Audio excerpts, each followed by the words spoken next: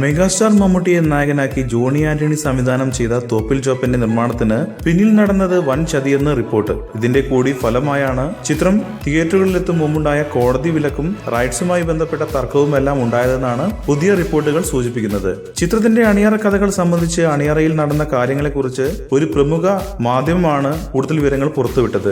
ചിത്രത്തിന്റെ പേര് വ്യക്തമാക്കാതെ സൂചനകൾ നൽകിക്കൊണ്ടാണ് റിപ്പോർട്ടുകൾ പുറത്തുവന്നത്. ജോണി ആന്റണിയും തിരക്കഥാകൃത്ത് നിഷാദ് കോയയും കഥ പറഞ്ഞ് ഇഷ്ടപ്പെട്ട് മമ്മൂട്ടിയുടെ ഡേറ്റ് വാങ്ങിയപ്പോൾ സത്യസന്ധനായ പ്രൊഡ്യൂസർ വേണമെന്നാണ് താരം ആവശ്യപ്പെട്ടിരുന്നത്. എല്ലാവർക്കും പരിചിതനായ ഒരാൾ നിർമ്മാണം ഏറ്റെടുത്തപ്പോൾ മമ്മൂട്ടിയും സമ്മതം മൂളി. മുമ്പ് ചില ചിത്രങ്ങളെടുത്ത് പരാജയപ്പെട്ട ആളെന്ന നിലയിൽ അയാളോട് ഒരു സിമ്പതിയും താരത്തിനുണ്ടായിരുന്നു. പക്ഷെ എല്ലാവരും അഡ്വാൻസ് നൽകിയ ശേഷം ഇയാൾ പണം മുടക്കുന്നതിന് മറ്റൊരു നിർമ്മാതാവിനെ ഏൽപ്പിച്ചു. ഗൾഫുകാരനായ ഈ നിർമ്മാതാവ് നൽകിയ പണം ഉപയോഗിച്ചാണ് പിന്നീട് ഈ തട്ടിപ്പുകാർ ചിത്രം മുന്നോട്ട് കൊണ്ടുപോയത് എന്ന് വ്യക്തമാക്കുന്നു.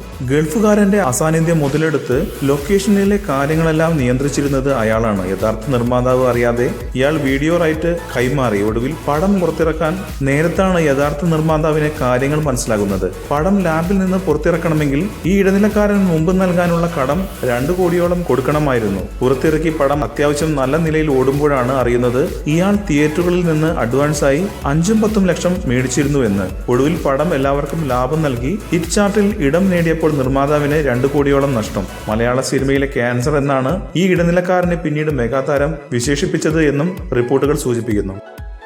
കൂടുതൽ സിനിമാ വാർത്തകൾക്കും വിശേഷങ്ങൾക്കും ഇപ്പോൾ തന്നെ സബ്സ്ക്രൈബ് ചെയ്യൂ മലയാളം ക്രിയേഷൻസ്.